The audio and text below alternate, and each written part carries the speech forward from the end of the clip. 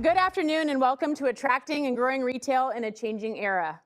At this time, I would like to welcome up Vice Mayor Jim Steiner to the stage, and he's going to lead us in the Pledge of Allegiance. Please rise.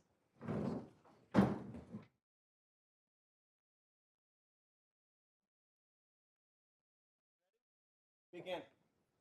Pledge allegiance to the flag of the United States of America and to the republic for which it stands, one nation under God, indivisible, with liberty and justice for all.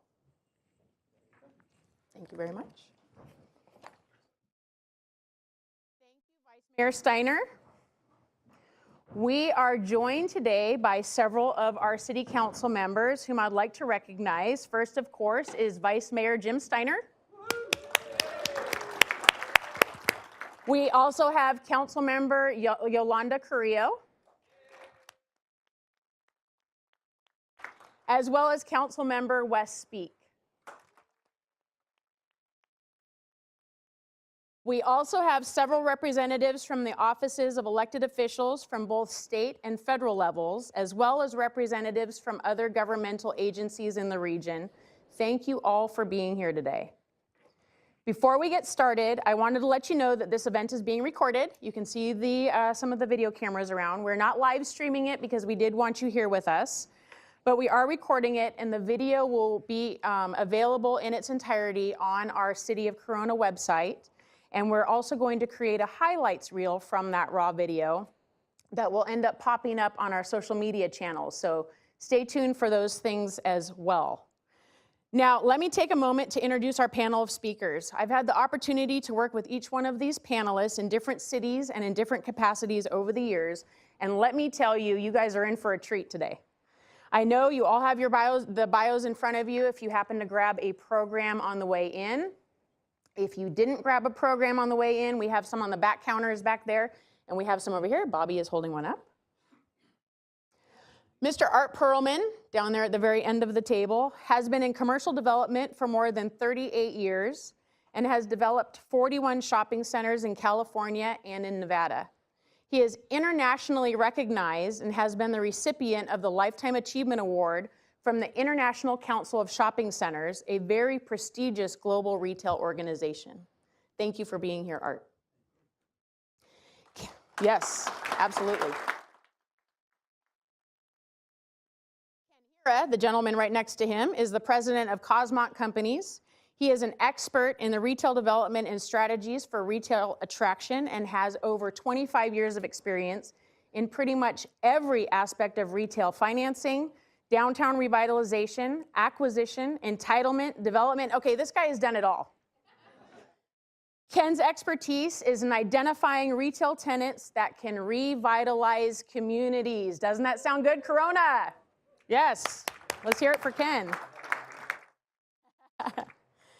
Bart Pebbles, the gentleman in the blue here, is founder of Caliber Real Estate Group. His background encompasses 33 years in the real estate industry, mostly within the development of retail and residential properties. Currently, Bart is the development manager for the retail portion of Bedford South Corona development that is going in just off of Cahelco. Welcome, Bart. And Greg Solomon, the gentleman here to my right, is currently the Senior Vice President of Leasing for Metro at Main on North Main in Corona. It is the new face of Corona with 70,000 square feet of beautiful mixed-use retail. What I really love about this center is what a great job they've done of combining national retailers with local mom and pops, and they've done such a great job with it. Welcome, Greg Solomon. My name is Kimberly Davidson. I'm the Economic Development Manager for the City of Corona, and I am so honored to be your moderator today, and I'm extremely honored to be able to moderate this panel of some of my mentors and people that I've looked up to in the real estate industry for a number of years. So thank you for being here today. Let me give you a background on where this event started and why we are all here on a Friday afternoon, because that's normally when we like to hold business events. So the group in front of you here that you see in these boxes, they have VIP seating. They are in the box seats, and they are the Executive Leadership Roundtable class from the Corona Chamber of Commerce. We refer to this as the ELR. They are ELR graduating class of 2018-2019. This class is a 9-month program where students meet once a month with a particular focus for that day. Today happened to be Economic Development Day. So the Chamber asked us to bring in some great speakers for this class, and that's how we all ended up on this panel here. So I'm a graduate of this ELR class, and let me tell you, you get about 5 years of information about Corona, its history, its leadership, its victories, and its challenges, all in 9 very short months. It's an incredible program, and I'm pleased that we could put this panel together for you guys today. And I would like to recognize Bobby Spiegel with the Corona Chamber of Commerce. He's the president. Was John Wygant here, your chairman of the board? Is John here? No. Oh, okay. Mike Ryan, the new chairman of the board for the Corona Chamber of Commerce, the incoming chairman. If any of you have any questions about the ELR program, please see one of these gentlemen. It is a phenomenal program, right, guys? Are you guys learning a lot in your class? Yeah, it's pretty awesome. So as we began to put this panel together, a couple of things happened. We started to put this panel together for ELR, and then wouldn't you know it, Bed Bath & Beyond went out of business. And then Claim Jumper, right? And then Cost Plus World Market. It was like boom, boom, boom. And Facebook and Corona went wild. So we realized the timeliness of this panel, and we've set out to bring you the experts to really answer some of these questions. All that being said, what we hope to accomplish today is you leaving here with a better understanding of where retail is headed, why it's headed there, and that this is a global issue, not a Corona issue. It is not inherently bad. That would be a matter of opinion. But changes are happening, and with every change comes new opportunities. We also hope you leave here today with the understanding that the most powerful ingredient of retail is you, the consumer. As the panelists and I convened for conference calls these past weeks to discuss the direction of this panel, we struggled with how to fit more than 100 years of experience into just 2 hours of this discussion. So here's how it will work. 3 of our panelists have prepared short PowerPoint presentations, and Greg on retail trends, and Greg is going to follow that up with some of his own experiences and stories. We'll then launch into my questions for the panel, and we're going to leave about 30 minutes at the end for public Q&A. Now, when we get to that part, the ELR students actually have microphones in front of them. Unfortunately, we don't have more microphones to pass in the audience, so when we get to that portion, if you have a question that you would like to address the panelists with, we'll ask you to come and line up behind this podium here, just like we do for council meetings. So unfortunately, that was the only way that we could make it work today with the microphones. Okay, so now that I got all that blah, blah, blah businessy stuff out of the way, who is ready to have some fun? All right. Who here likes to shop? Yes, I want to see those hands go up. Who likes to shop in Corona? Okay. Who here likes to go to cool restaurants? Who here needs a little retail therapy sometimes? Yes, Heather, I know you do too. Yes, we all do, because retail is the fun that we get to have in life. Retail is entertainment. And then we've got my slides coming on here, hopefully. Retail is coffee with friends. Retail is grandma's birthday. Retail is date night. And retail is taking your daughter to buy her prom dress for the first time, right? Retail is very important to our lives, and it's changing. Let's find out how. I'm going to now turn it over to Mr. Ken Hira to talk about retail trends. So our focus this year is to talk about social media and how retail integrates with that type of technology. Who's Cosmon Companies? Again, our 4 pillars of our mission are about innovation, integration, intelligence, and integrity, helping serve cities and communities in public-private partnerships for 32 years. And this is our outline. So I want to talk about the history of retail and then get into some omni-channeling, which is kind of the shopping trends and demographic trends of today. Talk about blended use, which is a term I use instead of mixed use, and it's more focused on the real estate part of retail real estate. And then Corona's story. We did some demographic and research for the city of Corona specifically. So here's the history. This is cumulative. In 2013, and I'll show you the story after this, we started talking about big box shrinkage. Boxes were getting smaller, all the way back 6 years ago. Next year, food and place were our new anchor tenants. 2015, blended use. 2016, millennials, a big part of the driving force behind consumption and commuting and communication are the millennial population. What do they want? They want an experience. E-tailing, where really omni-channeling was our focus in 2017. We talk a lot about omni-channeling today. How many folks know what omni-channeling is or means or have a feel for it? It's retailers selling their products to all consumers at all times, in all ways, in all places, which means a sale can take place anywhere. Mobily, frankly, is a big part of how retail goods are being consumed. So that's omni-channeling. It's a retailer's job to really execute on the ground game, which are storefronts, and what we call the air game, which is using technology. And then last year, the focus was on something I call the distribution revolution, which is the way we're getting our commodities, they're being delivered to our doorsteps. It has a huge impact on industrial real estate and the blending of industrial with retail real estate, and I'll show you some of those metrics in a second. So that's the distribution revolution. I created a term called redustrial. So you can use that. You can pretend like you made it up if you want. Just send me a nickel for every time you use it. And I've been making some money off of that term, redustrial, which is the blending of retail and industrial real estate. This year, it's about storytelling, as I said. So businesses need to really try to use that technology and use that platform, post compelling content, use influencers to make a difference and to have a greater reach to different audiences and consumers and customers, frankly, not just locally. We need to go beyond local boundaries. And then lastly, it's a brand. It's a brand about not necessarily talking about yourself, but it's about creating a relationship with your audience. So this is the story I'd like to tell. And I want to spend just a second on the guy on the screen, which is in 2013. I'm really glad this screen is big if you can all see it. But anybody know who that is up there?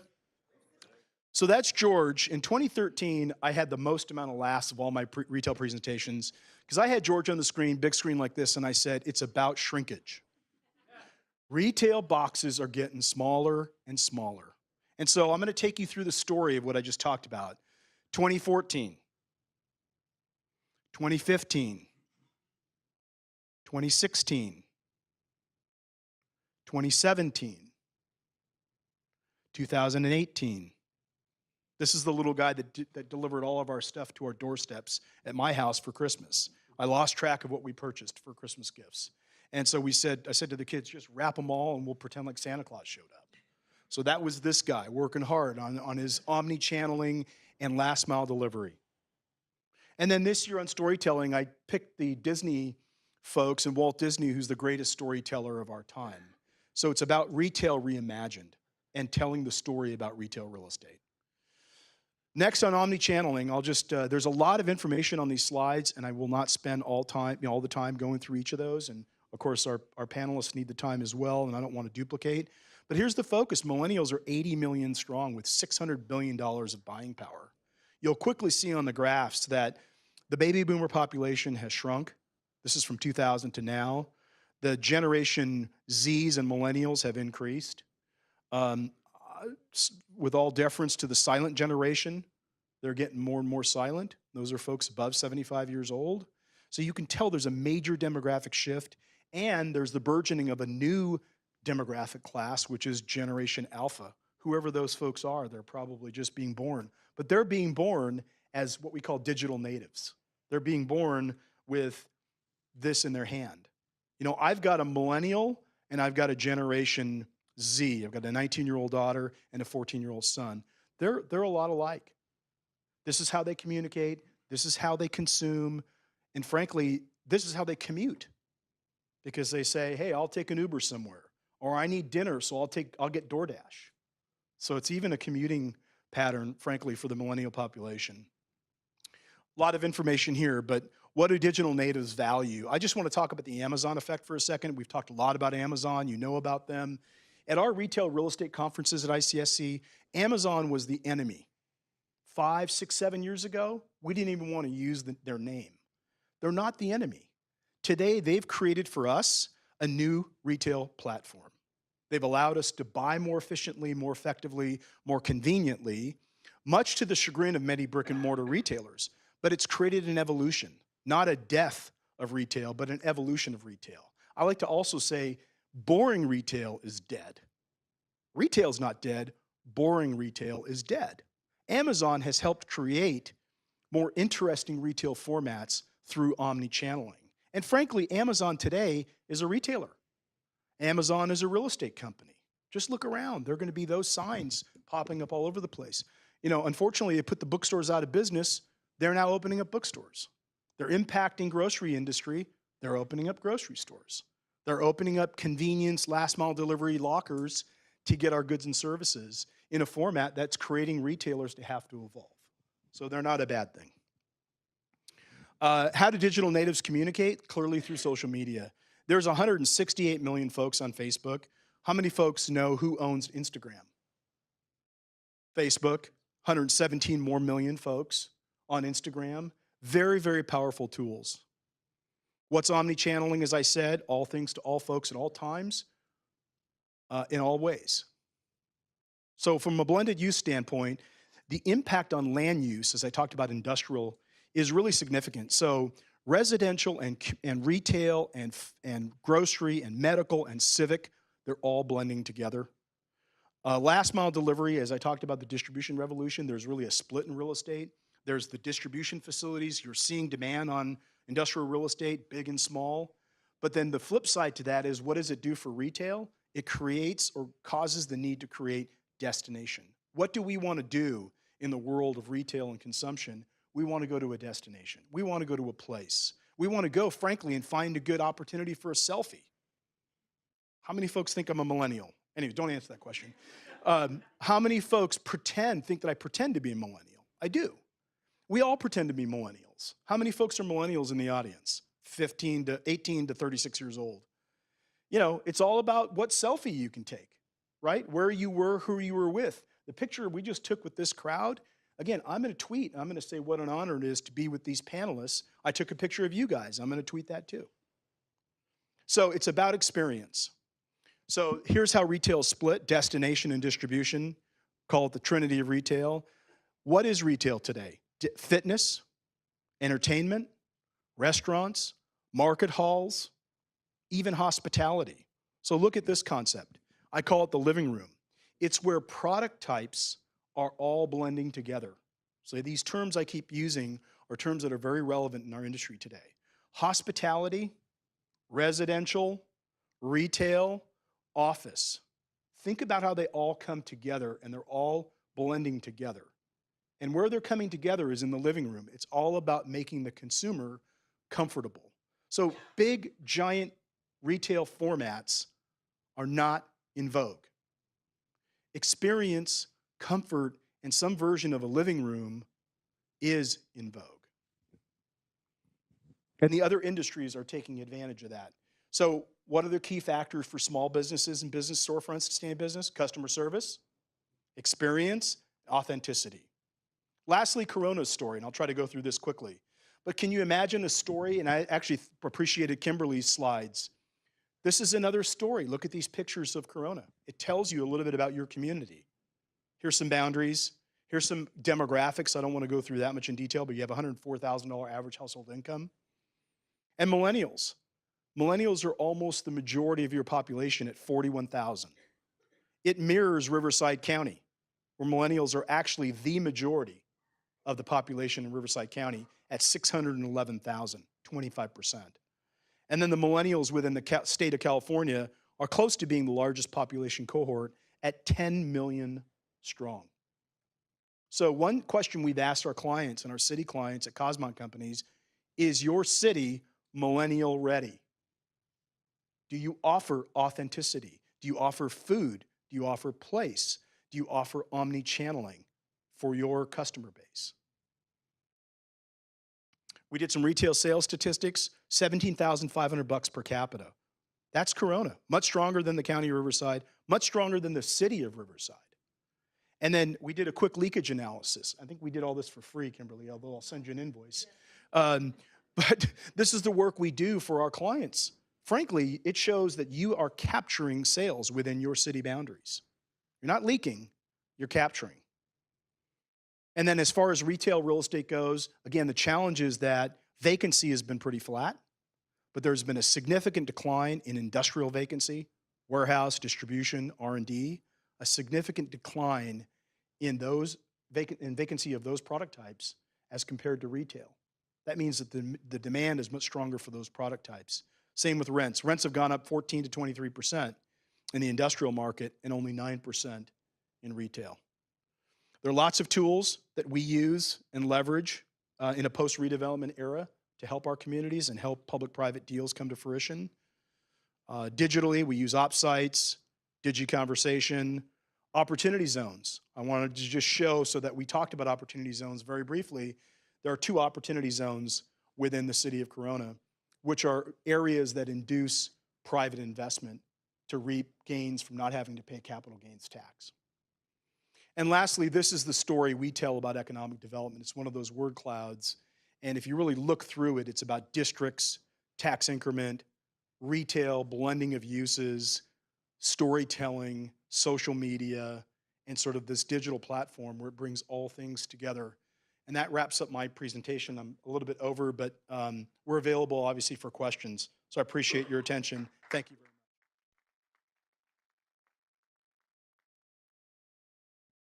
Thank you so much, Ken. So you guys can kind of see how many millennials, their buying power kind of hopefully makes you understand why the boring retail is going out, right? And why it has to be super exciting, and it needs to be mobile, and it needs to be electronic, and it needs to really appeal to those millennials and the rest of us just trying to keep up and mimic the millennials while we try to run alongside them, I guess, and purchase things. Next, I'd like to bring up Mr. Art Perlman, and he is going to discuss his experience and take on retail trends.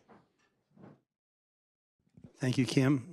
By the way, she's done a fabulous job. This whole thing came together for me about 2.5, 3 weeks ago. The panel came together at equal amount of time, so this is great. Thanks for inviting us.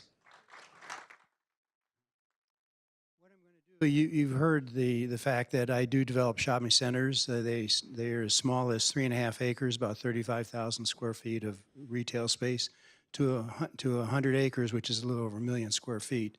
But we're not here to talk about the development cycle. What I really want to do is share with you what's going on in the industry. We're going to have some fun.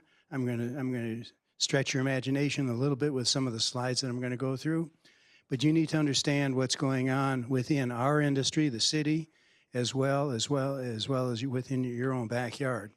So this is what we're going to be doing today. We're looking at some trends and what's going on. The first question that's usually asked of me is, what's going on with the online sales?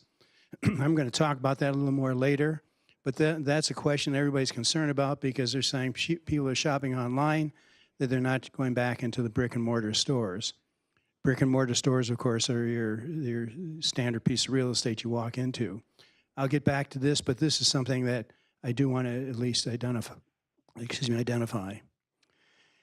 The online sales in 2000, this is the worst recession I've been in. It's the 3rd one. It started in around 2006 or 7. It's still going on today. We're slowly getting out of it, but it's the longest, most difficult one that we've had. But the online sales really took off in a 2006 timeframe for a couple reasons, and we're going to be talking about that. Anybody here ever heard the name Andy Kondratiev? I didn't think so, because until I started doing research about 10 years ago, I didn't either. He's Russian, born in Russia. This is 100 years ago.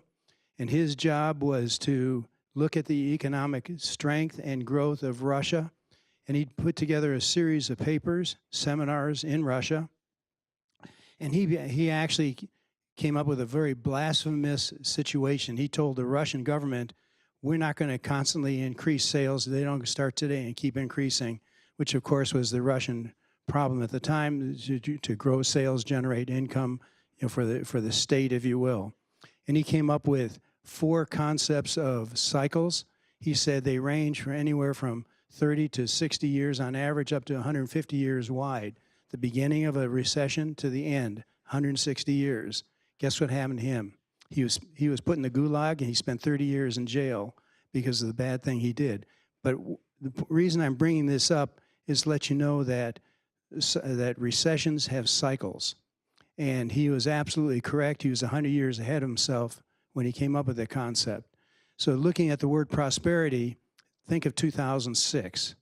From a retail perspective, 2006 was the go-go time for the single-family housing development. It was growing like crazy. 2006 and 7, the retailers were spending money like crazy, opening up stores like crazy, and that was the height of the growth. And nobody expected the recession to take as long as it did. And we're going to take another look at it in just a minute.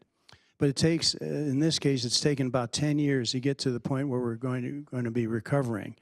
So prosperity starts in 2006 from the retail perspective. It died in 2007 and 8, and it's been 10 years. In the last 10 years, the fastest growing part of our industry has been multifamily housing, not retail. And that creates a problem. Okay, we're going to stretch your boundaries one more time.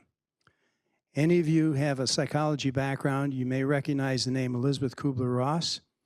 And about 60 years, actually 50 years ago, she came up with the concept of death and dying, that there are 5 stages to death and dying. So when you're sitting there in your bed and you're going through these stages, she as a PhD psychologist and medical doctor as well, has written dozens of books on the subject.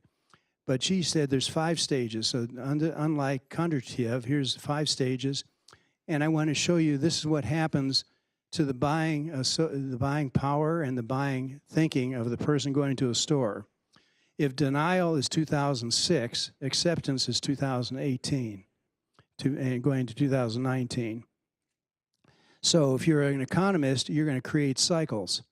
If you're a shopper or if you're a store owner, you're going to take a look at what the heck is going on here. Why is everybody so depressed? Well, you're depressed because we're going through a natural recessionary cycle, which is normal. And these happen about every 10 years on average, at least in the retail business. Death and dying, it just says this is what we and you as the buyers, this is what you feel. And this happens to drive our industry quite dramatically. Taking a look at shopping centers, let's bring it current today. So we understand we go through cycles, good cycles and bad. But within the industry, there's 130,000 shopping centers in the United States today. 14%, the largest single conglomeration is the state of California. Florida is second with 13%, and Texas is third with 12%. So that's where the shopping center industry is focused. That's where the tenants are focused. They're going where the people are, and we're going where the buying power is.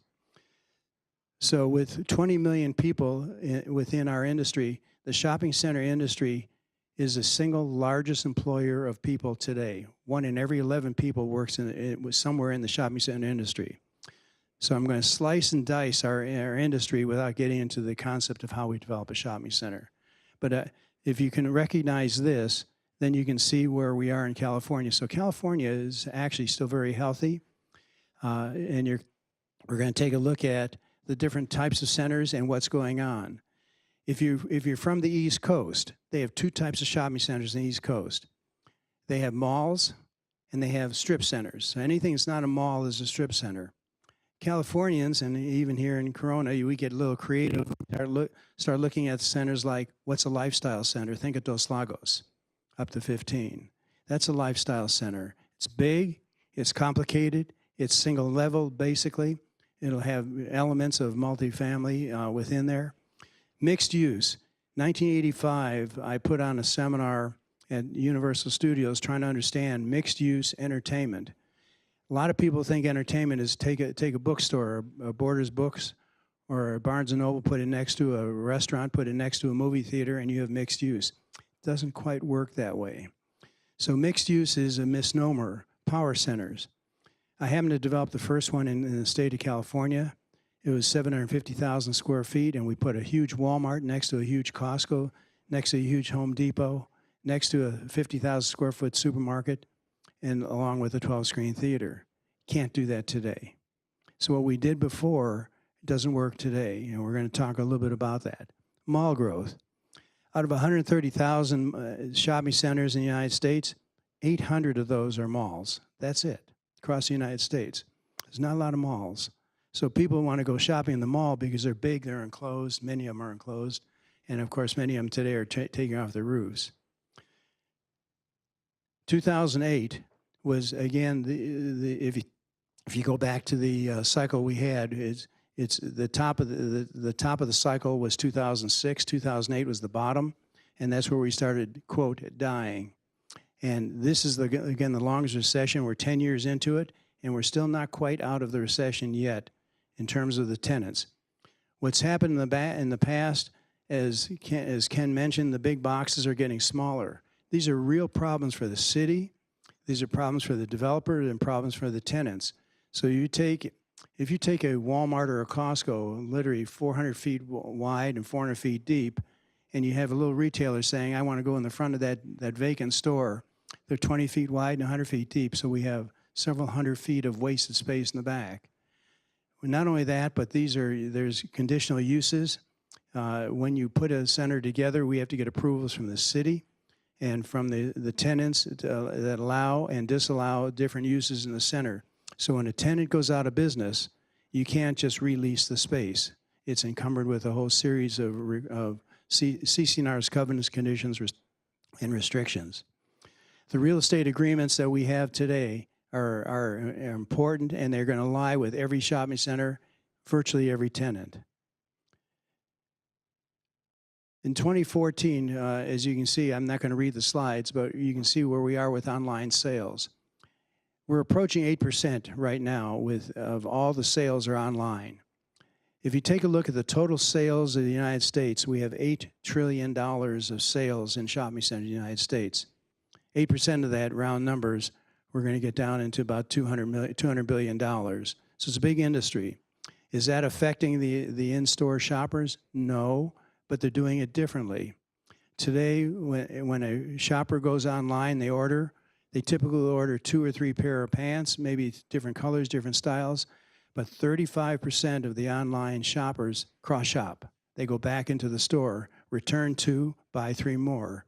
So we're finding that with the retailers, online shopping hasn't stopped them in generating sales. It's different, and they have to account for it differently. It creates a problem because we don't know how to track the online sales in many states. California, online sales are taxed at the point of sale. 2008, what happened? So I'm going to step backwards a little bit and take a look at that first slide. In 2008, and this is actually what's happening across the United States. This is what you felt when stores are closing. You say, yahoo, we got 10,000 new stores that are opening down the street, but then we have 9,000 closing. A couple of years later, 3,000 opened, 73,000 closed. These are real numbers tracked by the International Council of Shopping Centers. They have a marvelous research department. But that's what's happened, and that's what we're faced with on a retail perspective. The bottom line, it's interesting to note that during a very short period of time, during the 8 years, no new ground-up shopping centers started in the United States. We have about 8,000 today going through various site planning, but going back in time, so nothing happened. That's part of the recession. So current strategy. What we're trying to do is figure out how the millennials shop. To me, the millennial is an 18 to 34-year-old. Typically, the millennials were geared in the early, going back to 2006, 7, 8, 9, and 10. They're aiming towards the downtowns. They want to shop, live, eat, work in the same place. As the millennials got older and got into what I call Generation Z, they're starting to come back into the suburbs again.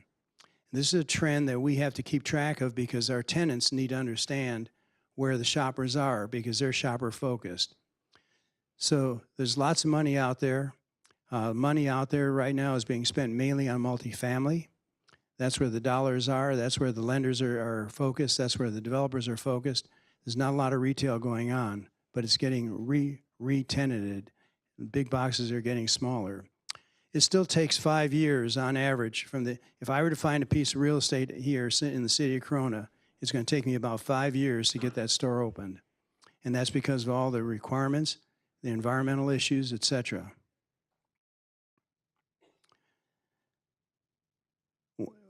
One of the things that most people look at when they think about neighborhood shopping center is groceries. Everybody shops in a grocery store. It takes 5,000 homes within a 1.5 mile radius of a supermarket before a supermarket will say, I want to go there. Then they're going to say, I need a $400,000 a week of generated business minimum. and you're going to say, oh, heck, you got another shopping center that's a block and a half away. It's going to eat into the pie. So it still takes about 5,000 homes to support a supermarket. And these are statistics that we deal with all the time for every type of tenant. Take a look at the malls. Century City has just spent over $1 billion, about $1.5 billion, but over $1 billion reopening the roof of their Century City Mall. Beverly Center, which is 6 stories high, is going to spend $500 million and are going to create a vertical mall center. Who's dying? Westwood Village. The first shopping center was developed almost 100 years ago in Overland Park, Kansas, called Country Club Plaza. Basically, it was about 14 square blocks of work, of environment. It just sold a year and a half ago for $800 million, so it's quite an extensive thing. The developers of Overland Park came back into Westwood Village, and they flustered, they flubbed it. They couldn't do it. It didn't work. And so what works in one place doesn't necessarily work in another place. We talked about omni-channel. You're going to find some really unusual, sexy-looking things when you go into a waiting room to try on a suit or a dress. You may have a three-dimensional images presented out in front of you. A lot of things are going on. You're going to walk into a store with your cell phone in your pocket, on or off, and you're going to be tracked as to who's coming in, where you're coming from, where you live. And so the retailers are extremely sophisticated today, and they're trying to do a better job to meet the needs of the shopper. That's both scary and it's both exciting. It's depending on how to look at it. Closing. EIR, Environmental Impact Report. I happened to bring Walmart into California, did their first 12 shopping centers. Every one of them was sued by a local resident that said, we don't want it in our backyard. It takes about $400,000 to fight that lawsuit, but the tenant always wins, virtually wins every time. There are a lot of people that don't want certain types of tenants in their stores. But what we've learned is, if you look at the second bullet from the bottom, Costco, grocery, drugstores. The biggest competitor the grocery stores have today are the dollar stores, who looks like a grocery store, the small 10,000 square foot to 20,000 square foot Trader Joe's type of stores. But a grocery store looks like a Costco. Costco is the largest seller of organic groceries in the United States. They're the largest seller of gasoline in the United States. So if you put a Costco in a center, the question is, what don't you put next to them? So it's a very different environment today. Every tenant has a good story and a sad story of who they want to be co-tenanted with. And so we have to keep these pieces and parts together. Costco, Walmart is the largest seller of groceries in the United States. Costco is the largest seller of wine in the United States. So you have to understand who the tenants are, and they're all competing. The dollar stores compete with the supermarkets today because they're selling not only health and beauty aids, but organics and groceries as well. Online sales, brick and mortar, are going to continue. I think they're going to continue operating. We're going to have the issues of dealing with how big, where they go, what they want to do. I heard the mention from Kim that Bed Bath & Beyond closed. Bed Bath & Beyond is the lowest rent payer of all the major tenants you'd put into inline space. They have one of the most expensive buildings to build, and they have a list of exclusives that are 30 or 40 items long of what any other store in that center cannot do. So everybody loves Bed Bath, but the good news is if you get Bed Bath to locate, there's 3 or 4 tenants that want to be with them. So they conglomerate and they work together. Development is a process, and if I wanted to leave you with a note, it's a process of working with the city, the community, the tenants that are within the community, and as well as the shop owners. And that's the way the shopping centers today are working. It's very, very critical that all this works together. I'll be around for lots of questions afterwards. Thank you very much. Thank you so much. Thank you so much, Art. So a lot of information in that PowerPoint. I think probably some of the most important that we probably need to glean from that and bring down to our Corona level is that although we have some retailers around town that have closed up shop, it is obviously not quite that easy to just bring someone new in and refill it, right? There's requirements within that plaza, there's CC&Rs, there are other relationships within the plaza with other retailers that may or may not allow a certain retailer into the plaza. And there's really a lot of different dynamics at work when we're trying to look at what retailer could fill that spot, not to mention that new said retailer will have their own list of requirements that may or may not fit into that plaza as well. So there's really a lot of moving parts in that. So I know sometimes we see on Facebook, you know, oh, that went out of business, let's just put this in there. Well, if it was that easy, frankly, it probably would already be done. So, and we wouldn't be complaining about it on Facebook. So just know, if you take something away from Art's presentation for sure, just know that there are a lot of different dynamics that go into bringing a retailer into your city and bringing it into a particular plaza. So thank you very much for that, Art. And now I'm going to call up Mr. Bart Pebbles, and he's going to give you his take on the retail trends and what is affecting retail. Thank you, Kimberly. Good day, everybody. Let me see if I can get this figured out. My name is Bart Pebbles with Caliber Retail Properties. We're a developer and repositioner of retail properties based in Irvine. We've been around for 27 years. And principally, our activities have been in Southern California as well as Las Vegas and Reno. Anybody see the Golden Globes on Sunday? Show of hands. Yeah, there was Jeff Bridges. They were honoring Jeff Bridges, and so Jeff Bridges came out and rousing crowd and just gave him a tremendous amount of applause, and he proceeded to give 10 minutes of just thanks and was just wonderful and very glib and had the audience in the palm of his hand, and it was just really a wonderful, rousing, very refreshing thanks to the audience.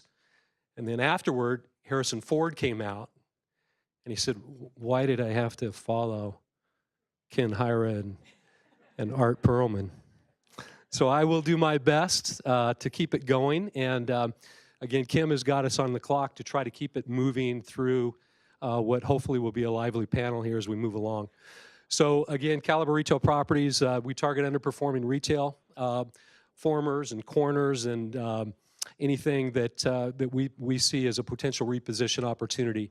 I think that's a big part of our future moving forward. Historically, we've been ground-up developers principally, and I think that's going to shift a little bit moving forward. Art mentioned the entitlement headwinds that we face in California with CEQA and other environmental and impact-related matters, community engagement, and so on and so forth. You know, developing is not getting any easier for certain. So a little bit about retail. I think, you know, Kim did an exceptional job about giving a great overview on some of the dynamics and the shifting demographics and where we are, and then Art added in a lot of that. I think what I can provide today is a little bit more of the sort of the backfill from a developer's perspective, and how we look as we go into a community. You know, what is being offered in the community, what's the demographic makeup of the community, what may be missing in the community. So a large extent of what I will be talking about to you today, or at least the value that I can provide to you today, is kind of how a retail would look of visioning a potential project or a reposition in the community. So what is retail? We're learning that retail is more than just bricks and mortar, huh? I mean, you know, as a developer, we kind of all have our focus on, you know, it's bricks and mortar, but as Ken mentioned, Art mentioned, that it's certainly well beyond that. It's omni-channel, it's online, and yet at the same time, you know, the traditional approach to retail has been what we've identified here. You know, and it comprises different things. It's a regional mall, it's a community center. The differences between a community center and a neighborhood center. And then, of course, we're all familiar with strip centers. Art mentioned power centers. He was one of the first ones in California to create power center concept. Lifestyle center, what we're seeing with Dos Lagos around the corner. Factory outlets you're familiar with, and Theme and Festival. So that's kind of the basics in terms of the different classifications historically, how we looked at it. Retail is therapy. It'll never go away. Howard Schultz, you walk into a retail store, whatever it is, if there's a sense of entertainment and excitement, electricity, you'll want to be there. And I think that we're in a retail renaissance. Retailers are having to, in terms of maintaining their competitive position in the environment today, they're having to rethink, and that's good. You know, we're all stretching, we're all learning, and we're all morphing as we move forward. Demand sectors, you know, who are today's retailers? One of the questions that Kimberly wanted us to address and hopefully answer is, you know, who are today's retailers? It's a broad question. It comes in all shapes and sizes, of course. You know, there's need-based retailing, and then there's want-based retailing or aspirational, things that we don't necessarily need to have, but are part of what we want to be involved in aspirationally. So, you know, the retailers that we've identified in the coming slide will be probably more toward need-based, and we can talk more about specialty. But need-based tends to be convenient, local access. That would be the big takeaway. And want-based would be, you know, more regionally based, not unlike, say, for instance, you know, Dos Lagos or some of the other larger centers that are freeway based. They tend to have to be freeway oriented. Needs obviously tend to be more you know, corners, immediate neighborhood accessibility. Who are today's retailers? That'll give you kind of a flavor. You know, who's active, who's not. Fast casual is 40% of the restaurant growth. So we're seeing a tremendous amount of action within the food categories, and we'll talk more about that and the demographics and why the demand is there. Why do we want retail? From a community perspective, from a city perspective, from a retailer perspective, we want retail to improve our lifestyle, convenience, a greater array of choices. From a community perspective, it enhances the attraction and the appeal of a particular community. Obviously, job creation, both temporary and permanent, not only when the stores are up and being operated, but obviously to create the shopping center, to create the retail. You know, you're looking at construction and various different workers, so obviously increase in job growth, and of course sales tax and property tax revenues. How has retail changed in the past decade? We're gonna address and really kind of drill down on this. You guys have already heard about it. You know, there's a lot of different forces that are dictating why we're morphing, why retail has changed.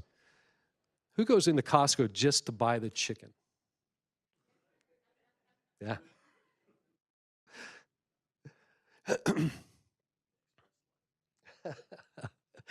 Retailer expansion happens when, now again, this is going to, we'll talk a little bit about, from a viewpoint of the retailer, how a retailer looks to move into a market that they might not be represented in. Retailer expansion happens when obviously a retailer has got, you know, they've got to grow a concept where the new location meets the demographic and real estate requirement that the retail service or product offers, okay? So we'll talk a little bit more about demographics as we get into the program. That they've determined that a new location won't cannibalize existing stores that they have within the market, and obviously that their profit expectations exceed the current stores that they have open in the market area. How do retailers evaluate sites? We'll get into more and more detail. You know, there's a lot of words here, but they open up more sites because of economies of scale. You know, promotion costs for all the stores. They share the same distribution center. They can leverage management. That they won't be cannibalizing other stores. Sometimes they'll go into a market just to be defensive so one of their competitors can't.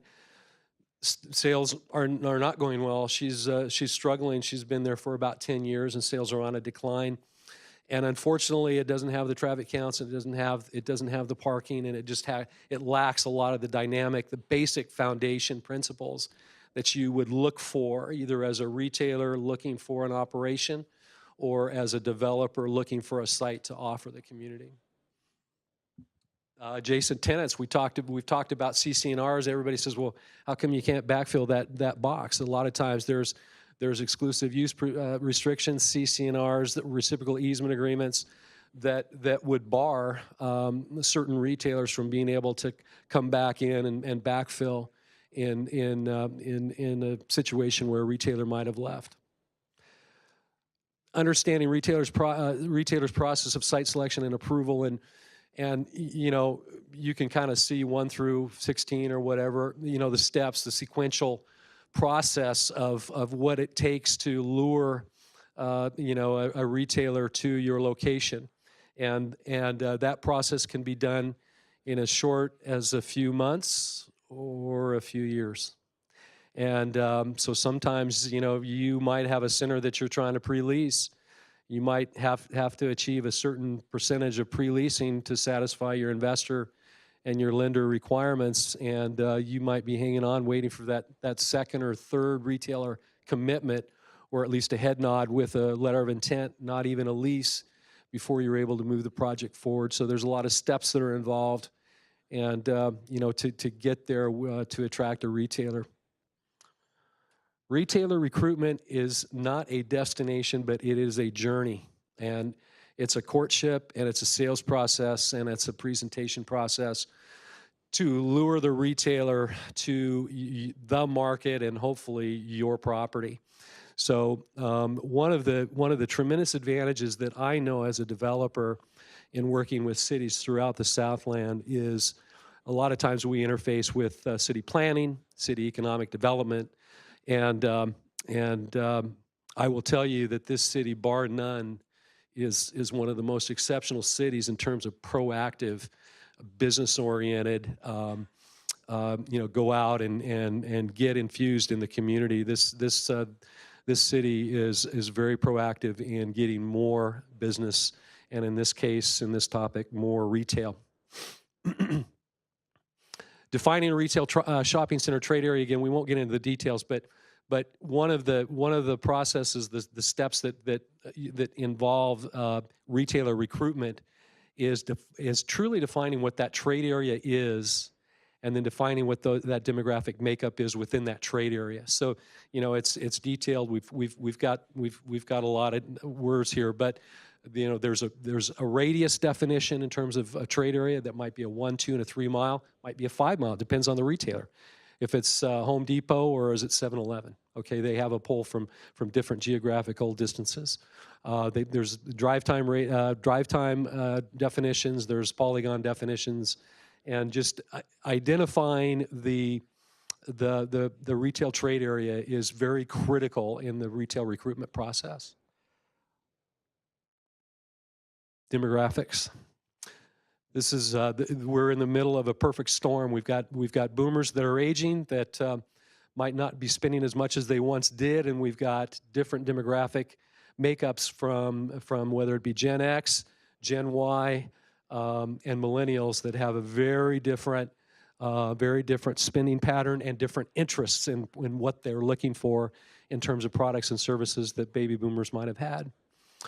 And we try to understand what those demographic makeups are as we analyze the needs of a community, and not just, you know, answer the phone, but we actually try to be very, very careful and very strategic in going out and identifying retailers within that segment that might best serve the community based upon the demographic changes that have occurred and that are occurring, and their preferences in this particular instance. And I know I'm going long, Kimberly, but I hope that one of the things that we can talk about and expand on a little bit more are the preferences of different, you know, different generation segments.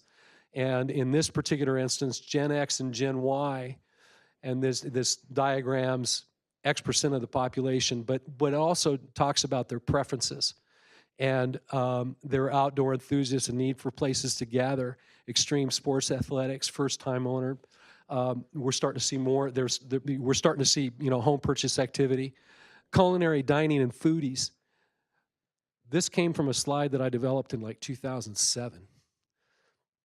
So we identified the millennial segment coming into the, maturing into the economy, and we knew what their preferences were more than a decade ago, and sure enough, we're seeing that. So, their preferences are very important in terms of how we go about designing and creating a retail offering to present to retailers.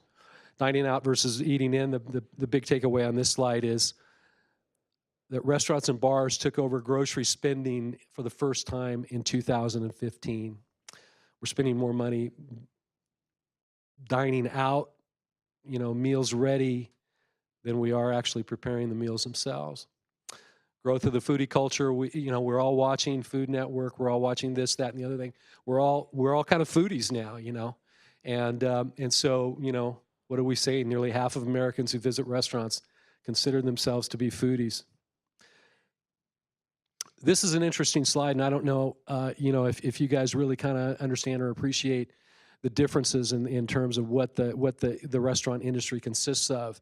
And the top row going across is the dimension, which is QSR, fast casual, family dining, casual dining, and so on and so forth. So you hear what, a fast casual or a family dining or a polished casual dining, what are the differences, and are they open for breakfast, lunch, or dinner, and kind of, how they're presenting themselves, if you will. Retail renaissance, what's critical to make retail survive, what is working today. And from our standpoint, we believe it's all about the quality of the guest experience, and that might be what I call activation of the common areas, where people can, you're trying to create an environment for people to stay, for people to feel comfortable in, whether it be indoor, outdoor. And so these are all things that I think are very, very interesting as we move forward, particularly in repositioning retail. Thank you, and I look forward to more dialogue and more questions and answers. Okay, and we just have one more speaker. We just have one more speaker before we turn it over to my questions for the panel. So I'm going to hand it right over to Greg Solomon. And again, he is the leasing agent for Metro at Main, right up the street here. And I just love their concept there because they have the national retailers. They have some really cool mom and pops. Some of their mom and pops are first-time business owners. And it is just such a cool concept. And I'm going to turn it over to Greg. Thank you, Kimberly. Well, I want to start with this is on. Last week, my daughter got married, and during the ceremony, or during the dinner, I had to give a father of the bride toast. And before me, the father of the groom went, and he happens to be kind of a writer, director in Hollywood. And when he spoke and gave his toast, I immediately got up and said that I was going to wait till after dessert because it was such a hard act to follow. Thus, these three gentlemen. So I may be old, but I don't have that kind of a resume. It's different. So I'm what you call a serial entrepreneur. At least I was. And I went to work for an action sports company in Orange County called Quicksilver in the early 90s, after opening quite a few of my own businesses, including restaurants, a real estate office, an art gallery, business. I've done it all. So and how you become an expert is usually you have to fail at most things. So I've done that too. But at Quicksilver, Quicksilver was an interesting kind of study in what's happened in the last 10 years, beginning kind of in 2009 or 2008 when the big recession hit. Quicksilver was a company of a lot of firsts. They were the first ones to have this yoke as part of their board short, which allowed you to have snaps. And that's what made them so innovative at the time. And they became actually cult-like in the beginning. And that was what led to their growth. And then eventually they were the first company to go public in the action sports industry. We were also the first company, which is why I went to work for them, to open our own retail stores. At one point, I was opening 25 stores across the country. That was my mandate, a year. And we were a public company, and it was all about growth. And so I dealt with a lot of cities, and a lot of areas I went into were kind of areas that were regentrifying as well. which I believe is kind of what's happening in the current area that I'm working in. I think parts of Corona are going through a regentrification, and I think that's exciting because this is a good time to be starting your own business. Quicksilver was also the first company to go direct to consumer, and in our industry, that was very edgy stuff back in 2006, 5, 6. We were also the first public company in the surf action sports industry to file for bankruptcy. And that was recently. I left the company in 2009 and have been doing various things since then. I wanted to talk about Metro at Maine, where I happen to be focused right now. This is a very interesting project. The owner of the property has born and raised in Riverside County, and he has spent hundreds of millions of dollars to redevelop that site. And we have 4 national tenants, and the rest of them are all either very small boutique chains or mom and pop. And it's been really interesting for me. I came home one day and told my wife. She said, "Well, what are you doing there?" I said, "Well, my primary job is I work for the landlord, but my secondary job is that I feel like I'm a mentor for a lot of these people seeking to open their own businesses for the first time." And I think that's really, really true. I've had tremendous amount of interest in people opening their own business here, and we have a landlord that's really accommodated a lot of that, and I think that's one of the unique characters, as Kimberly mentioned, about Metro at Maine. So I would encourage all of you to get over there and support who's open there. And at least check them out. I mean, Starbucks made a huge effort to be there. We had a signed lease with the Coffee Bean, Tea and Bean, or Coffee Bean and Tea, and Starbucks came in and actually bought them out of their lease before they ever stuck a shovel in the ground. They also proved that they went from having no building to being open before most retailers had even decided when to start building there, and they are an amazing operation in efficiency. It's amazing. It was impressive to watch. I mean, in 1 week they went from having raw fixtures to being open. So and they've created a space there where it's very, it's their largest format that they've opened in the whole Riverside Valley, Riverside County. I encourage you to see it if you haven't already. And then I want to say that just to kind of to close, because I know we've gone over a little bit. I wanted to say that I have advice do we have any entrepreneurs in here? Yeah, great, awesome. So I have an advice for you, and I wanted to pass it on. And I would say that when you're thinking about opening your own business and you're going to look to open your first location, have a business plan, even if it's numbers that you don't really know or you don't really think you can achieve, but have some kind of a plan as a benchmark. Every landlord will want to see that. Secondly, have your financials written out in some type of a professional manner, even if they're not great, just to show the landlord that you've done that kind of the due diligence that's required, that's needed. And thirdly, I want to say, have an agent represent you. Dealing directly with a landlord is like going to court without a lawyer. It's true. That's the way it is. You need to have somebody represent you if you're going to open your business on a first-time basis. Agents know what to look for in a lease, and what to look for, and what to agree to and what not to agree to in your letter of intent, which generally drives your lease. And then lastly, spend the extra money and have a real estate professional review your lease, a lawyer. I think most of the mom and pops that I've worked with are really reluctant to spend that extra money, but they really do provide added value over the long term.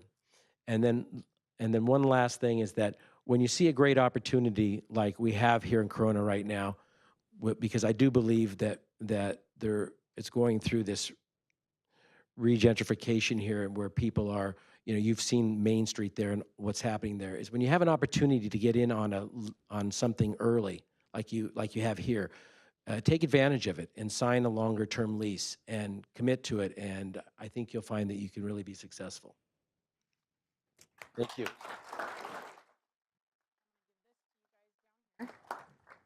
This is your microphone. Yeah, you're going to need it. So thank you, Greg. I just have two things to say about that. Number one, I had my organic junkie for lunch today before I came here. If you guys haven't been to Organic Junkie yet at Metro Maine, it's awesome. I went in there and said, Christina, I need brain food for lunch today. What do you got? And so I had a smoothie bowl, and it was awesome. And then number two, I hope you guys caught on to Coffee Bean and Tea Leaf was signed to go there, and Starbucks moved in, and Starbucks is there, right? So Starbucks kind of bought them out of that location. So I just want to really drive home the fact, too, that while the city can slate things for certain things like a restaurant or a retail or whatever, we can't choose the flavor. We can't say we want a Coffee Bean and Tea Leaf. The leasing agents can, but of course the dollar is always going to win in that scenario. So I just want you guys to keep that in mind too, because I know sometimes Facebook gets a little lively with why did they allow this to go in and why did they allow that to go in, and I just really want to bring home that we can't choose the flavor of the ice cream that goes in there. So so we have a beautiful Starbucks there now, and we're very happy to have Starbucks at Metro Maine. So just really wanted to make sure that you guys caught on to that and what our role as a city government is and what we can and can't control in regards to that. So we are a little bit beyond time, but that's okay because we're going to work fast now. Now we have some questions that I have prepared for you. So are you guys ready? Okay. So Art, I'm going to start with you, Mr. Perlman. What is the role of the consumer and how powerful are consumers? Extremely. That's the best answer. Hey, that's going to be succinct. We'll move on to Ken. No, I'm just kidding. Go ahead. No, with the consumers, tenants today are geared with earnings per share coming out of Wall Street. 20 years ago, there was how many store days per year could they open? If they could open up 20 stores a year, Wall Street loved them. Today, it's meaningless. So the consumer today, and by the way, this is not a question that has been posed to us, so these are surprise questions. But a consumer today is the strongest part you can have within a city to drag a tenant into your city. The tenant needs to understand who the shopper is, who the buyer is, and what the community is all about. So if you can stand strong together, you're going to be very, very effective in bringing tenants to the table. And I think the developers would love to hear from you as a local resident saying, we want A, B, and C. And then you just make it come together. Absolutely. Does anyone, the rest of the gentlemen, want to add on to that, or I have more questions? You good? And to that point too, when we talk about what flavor do we want, what kind of restaurant do we want, there you, the consumers, ultimately make that decision. So if a restaurant moves in, or a type of restaurant or a type of retailer moves into Corona that you're not on board with, you have the power as the consumer to not shop there, and you can affect that change through that way. So I really do feel consumers are the most powerful part of this whole equation, really.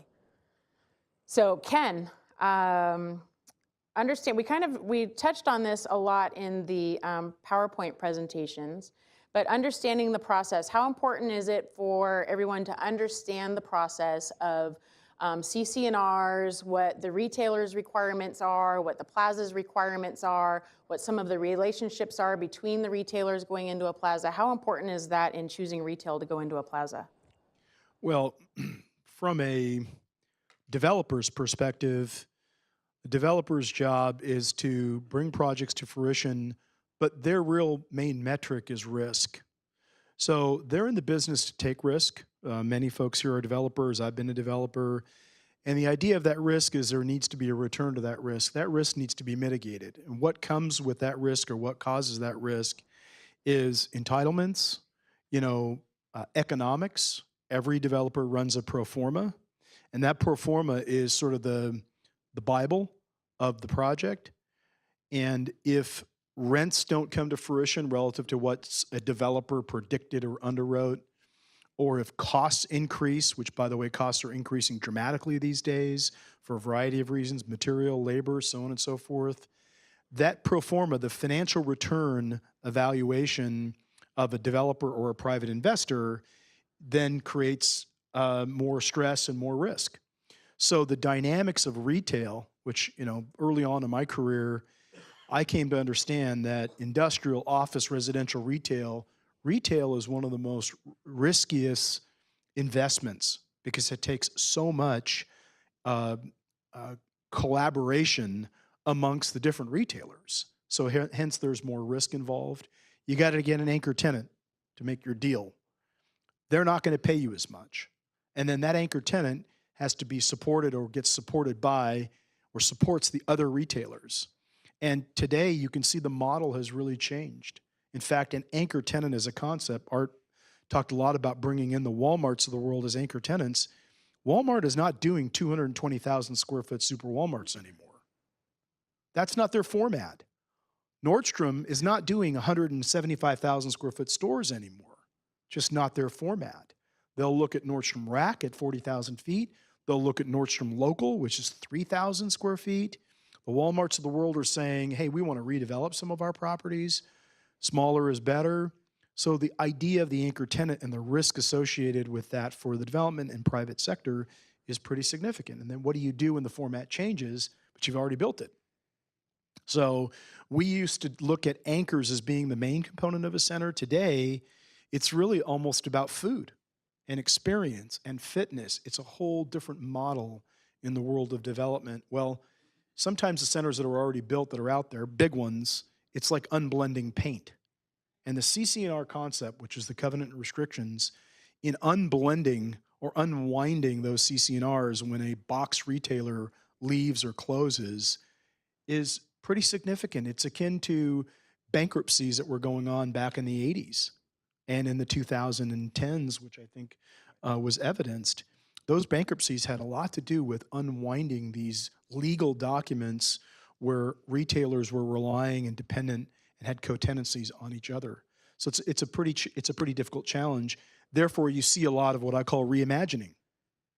Retail centers today and big shopping centers, the malls that are being demalled, it's all about trying to reimagine and blend uses within it so that you can keep a component of a retail center healthy, but introduce the other components, other forms of anchor tenants, civic, office, entertainment, fitness, hospitality, that can make that center ultimately sustainable. Awesome. Yes, Art. I'd like to add to that. I have a personal mantra. As a developer, my philosophy is the best secret is no secret. The second is being at the right place at the right time. And third is team. I think when you bring the community together with a prospective tenant, the thing that's going to make this work is the newest, greatest broker in town called the Economic Development Agency, KIM. And if you can form a team with a developer, and as a developer, I don't care if the other developers know what I'm doing or not. I just have to do it better. So competition is very strong. But if you can come together as a team with a tenant, without a tenant, with a developer, without a developer, and with the Economic Development Agency, you're going to put the deal together. And it's really important that the tenant needs to hear from you, the consumer, as to why you want them in that location. And that's what's going to create something that you need to get outside the box. And you can't just do it the way we've done it over the years. Yep, thank you. Bart, what is most critical to make retail survive? Easy question. In your opinion. So what is most critical to make retail survive? Kind of a broad question. Well, I don't know if retail is under threat. I think that it's just now a matter of understanding, where we are moving forward with what retail, is comprised of as we all know it. I think we all have a pretty good feel for what was discussed today and what we're all experiencing. I mean, retail, even though I think is maybe the hardest sector in which to do business in the real estate, at least the development side, a lot of different reasons. But I think moving forward, if we understand what retail is comprised of, to keep it alive and moving forward. It's just changed. It's just morphing. It's more experiential. It's more it's more lifestyle. There's just a lot of different things. And what about traffic density? Would that be a requirement to help retail survive better in an area? Traffic density. Like traffic and density, like Yeah. rooftops, Yeah. So traffic, people? we've talked about the characteristics of what it takes to make a center work, and we profiled the different centers, didn't we? We talked about the makings of what a regional mall looks like, or what a convenience center looks like, or to Art's comment about a neighborhood center, bringing a neighborhood center moving forward, and what the household requirement are in that particular trade area for a grocery to see demand potential. And not only is it that the slate is not always clean when a grocer is looking at a market. As Art said, the 1.5 or 2 mile trade area is not just that. It's measuring the other grocers that are in the market area and measuring the potential in terms of attracting business to that particular grocer.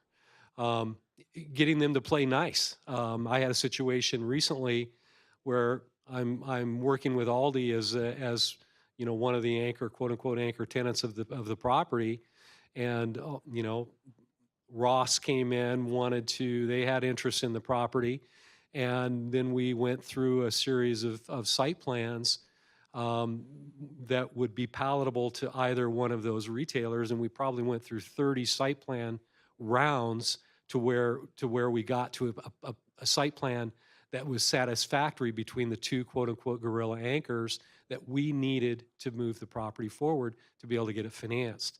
I think financing is another, when we talk about success of retail and moving retail forward, and Art talks about we're coming out of a recessionary climate. Lenders are very, very defensive. Investors are very defensive to where they once were in retail. So the story, tenants identified, everything's got to be buttoned up, and it's got to be very clear in terms of that path to be able to execute. Mm-hmm.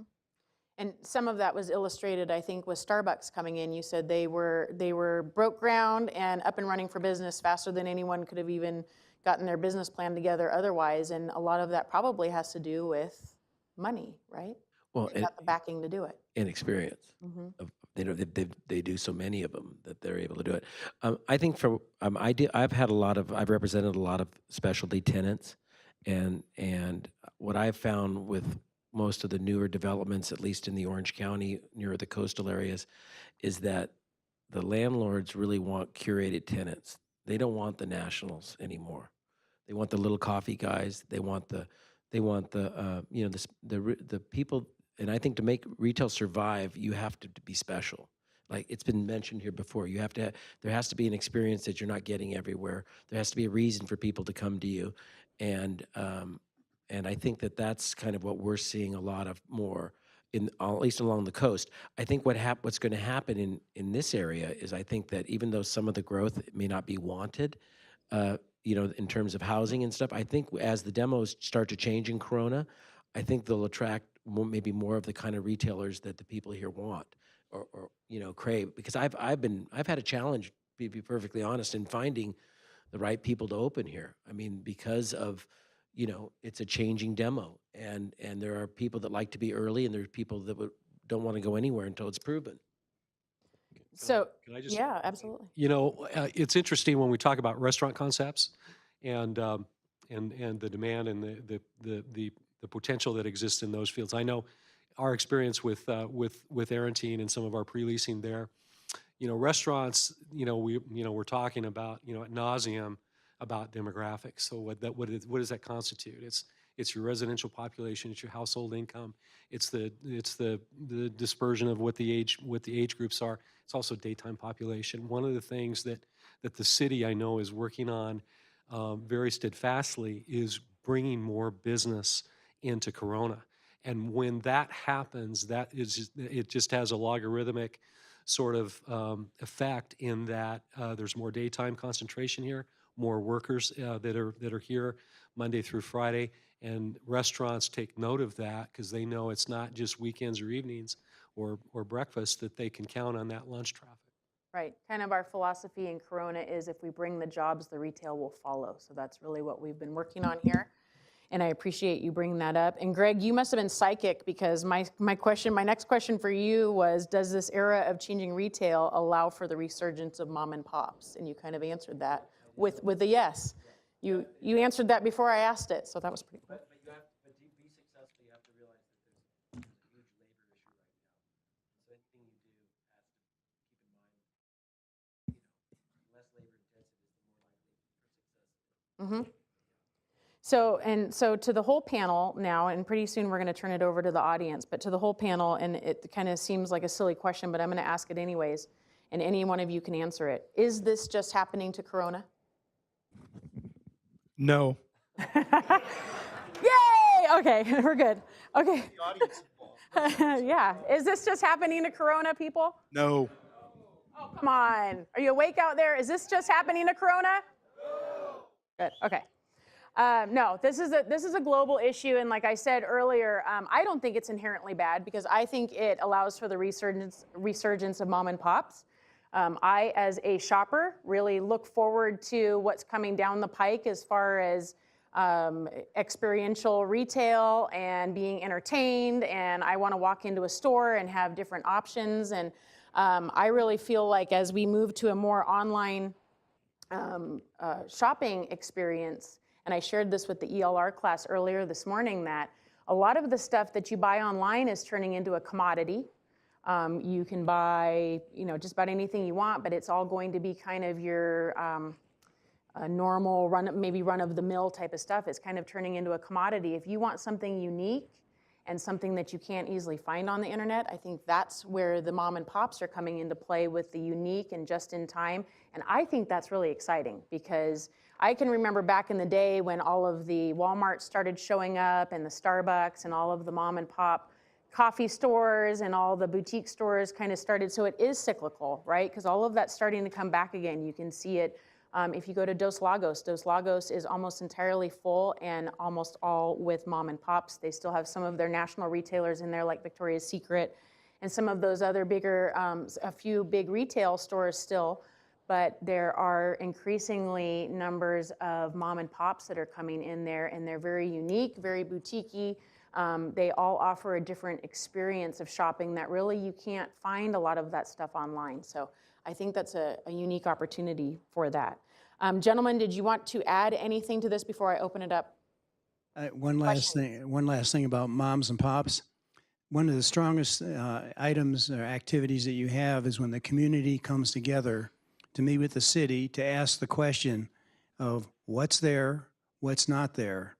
And it's as simple as that, and you start looking at everything you'd like to put together, and the developer needs to hear from the city and from the community what's missing within a certain area, whether it's the local shopping center up the street or one to be developed later. And quite often the developers are off doing their own thing, working with the tenants, working with Wall Street, trying to bring money together, and we lose sight of the user itself. And so it's really important for the community to be proactive with EDA. And EDA, the Economic Development Agency, is the newest, latest broker in the city. Their job is to bring business in town. So you have a natural commodity of work and brokerage and activities if everybody comes together. So some of this has to be not the developer coming to you, but you coming to the city and the city coming to the developer, and we can start putting teamwork together. Yeah. It's a balancing act. Everybody likes to see the one-off, the different, the unique versus the chain. A developer, again, he or she is trying to do best for the community, best for the city, best for his investors, best for his lender that's pressuring him or her to, create, produce, maximize the value of the asset.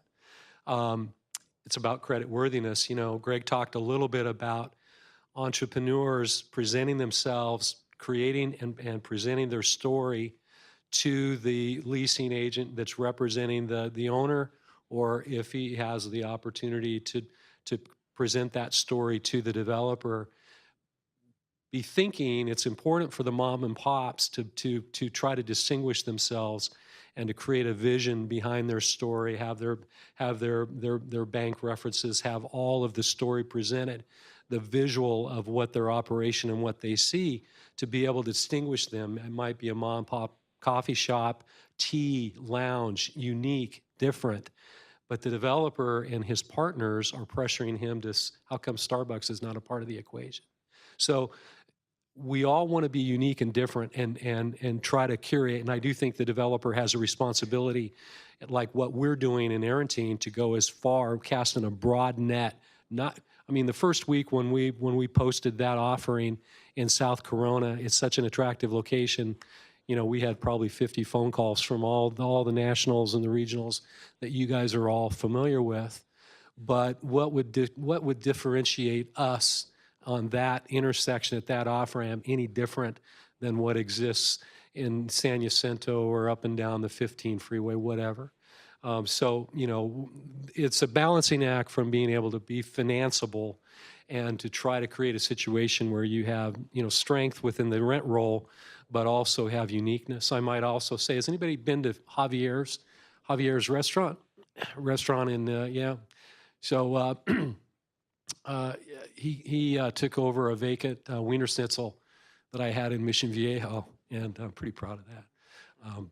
So curated Javier's, so I'm responsible for Javier's and all of that. But he was a mom and pop. He was somebody who, you know, we took a flyer. We had a vacancy situation of a drive-through restaurant, and he started 2 tacos, and that's what it was, 2 tacos. And then he says, you know, I think I want to go down to Laguna Beach. The rest is history. Wow. Okay, and with that, we will turn it over to questions from the audience. We'll start with our ELR class. You guys have any questions for our panelists? Go ahead. Okay. And I think, are the Is microphones this on? on? Okay. Yeah. It's on, right? You can hear me? Okay. Thank you. My name is Rick Bach. I'm with Citizens Business Bank, so I can definitely attest to some of your responses. I'm a Vice President Relationship Manager here in Corona, the 6th and Main. Today, wow, it was like drinking water from a fire hose with all the information. Earlier from Mo, and now we have a very big league hitter panel here. So yeah, it's a lot of information, a lot of great information. What are you guys seeing from, I mean, I get this question all the time as a lender. So what are you seeing from a future economic downturn scenario, right? As far as, again, they always ask me, you know, what's your crystal ball say for the next, you know, year or two? Because I know you were talking about recovering from, you know, the recession, but, you know, we're being told that there's going to be another downturn. It's going to be soon, so. Let me start with this and pass the microphone down. We are still in a recession. We're slowly getting out of it, and it's been 8 or 9 long years, and it's probably going to be some more time. The problem is, based on what you read about going on in Washington and around the country, the word amongst the lenders is that we're in the process of entering into another recession. So we may be down cycle, but don't let that bother you, because we have recessions. You know, as I say, I've had 3 of them in 38 years. And they usually last. This is the longest. So it's there. You just have to acknowledge that it's there and work through it. And just don't be afraid of it. Lenders need to understand where tenants are coming from. And that's where rent comes in, investment, you know, strength, you know, experience. And, you know, that's going to be the game plan. Okay. We need a correction. The market's overheated. Construction costs have gone through the roof. On our pro formas, on our projects that we're measuring right now, we're interfacing with our contractors, you know, every 6 or 8 weeks. I mean, you know, the pro formas are that dynamic, costs are that out of control, materials, labor. Things, in my view, are out of whack. Correction is not a bad thing. It brings valuations back in line. As a buyer, it's a very frothy market right now. A lot of times you can't make things work. You might have, international influences, international investors that aren't necessarily underwriting to the metric that you're underwriting to, where we're getting beat out on situations where, maybe there's other buyers. So sometimes there's a hysteria in terms of I just got to get in the game. So I'm okay with a correction. I'm knocking on wood. It's not going to be what we saw in 2008. That was horrific.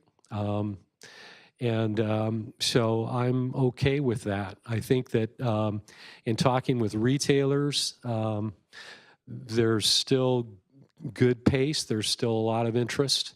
And, I think that if we see a correction, it's going to be mild. You might have better intel than we do just coming from the bank. And so, I'm curious to hear what your take is. I'm hearing, 2020, 2021. Art talks about what's going on in Washington, and whether it be left or right, the polarization is not helping us. The uncertainty going into that election of 2020, of where the investment community is going to be this year, and coming out of, in terms of, so I do think that there's going to be some pullback just because of that naturally. Okay, thank you. Next question? Yeah, Bill, go ahead. There's 3 unique retail models in Corona where you have the Crossings, Dos Lagos, and then you have now Metro at Main. Which of those, do you think there's a place for all of those 10, 15, 20 years from now? Or do you see one of those formats taking over and the other ones going by the side? Let me answer part of that question. If you think historically on how and when those projects were built, right? I think your large power center, if you will, the Crossings, which is over 1 million square feet, was driven by this format that we've been talking a lot about, which is large box retailers. Let me just put that on the table. Let's go to Dos Lagos for a second. I think it was built in the context of lifestyle developers and lifestyle development, which is this walkable, Main Street, higher end, boutique retailer experience, was built as a function of many of those centers being built across the country by, frankly, a developer who was building those centers across the country. It's driven so much by income. So, the retailers, the box retailers, are kind of driven by frequency of customers, kind of like grocery stores, if you will. They need customers coming in as many times as possible. The lifestyle concepts are driven a little bit more by price and luxury, if you will, right? So how come I can't buy a Coach purse in Corona, where there's lots of incomes in this portion of Riverside County? I've got to go all the way out to South Coast Plaza. I've got to go all the way up to Victoria Gardens or wherever it was to go get a high quality product. So put that on the table. I think Greg can speak more to his project as to kind of how and why it's being built. But if you think about all those, the requirements for all those centers to be successful, they're changing. The incomes changed in that 2008 recession. And Art's right. If you look at the graph probably of those incomes, the disposable incomes, they're probably not back to where they were before. So therefore, Dos Lagos struggles with, I got to sell $100 purses. We do a lot of work in South Orange County, even where I live, frankly, in the Mission Viejo area. And folks say, why don't we have a steakhouse? Those are $50 steaks.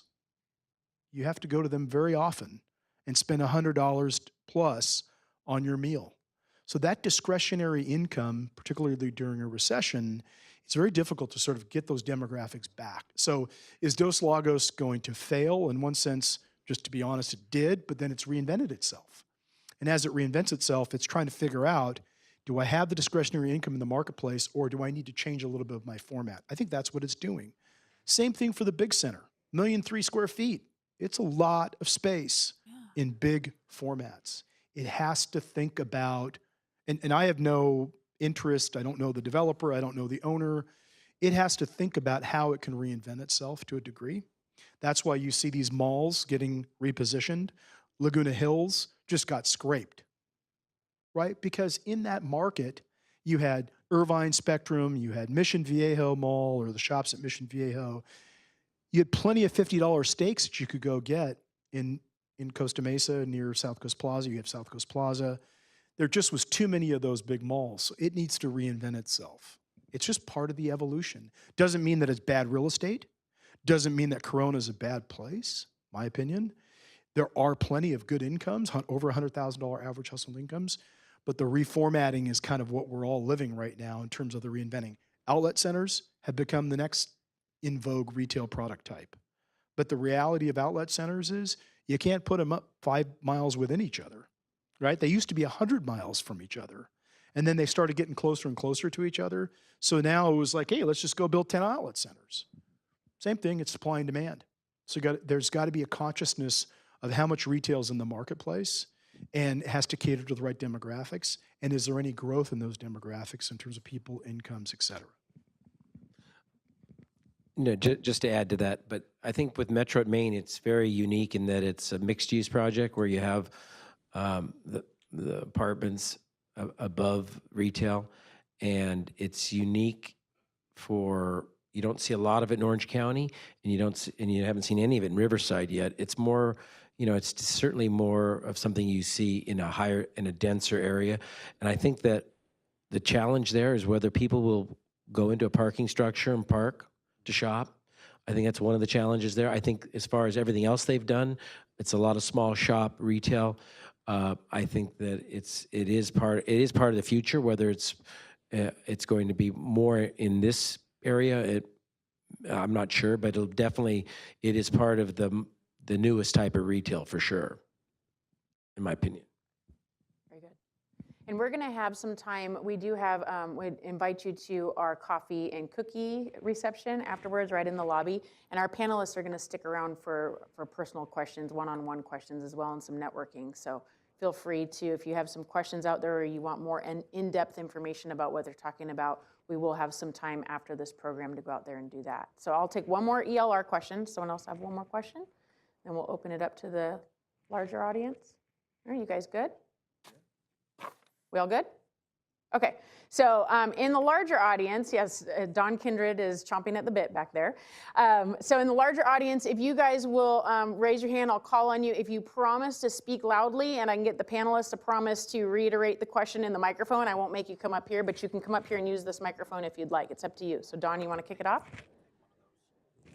Okay, that would be good. Thank you, Bobby. All right, we're going to make Bobby work for it. There we go.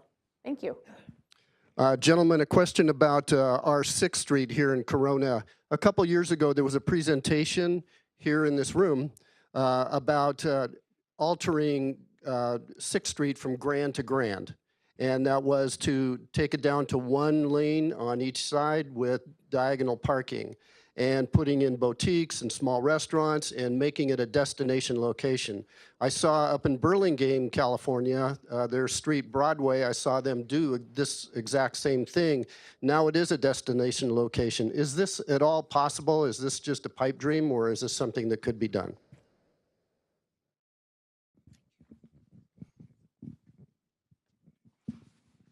Yes, it can certainly be done, but there's a lot of nuances that go along with that.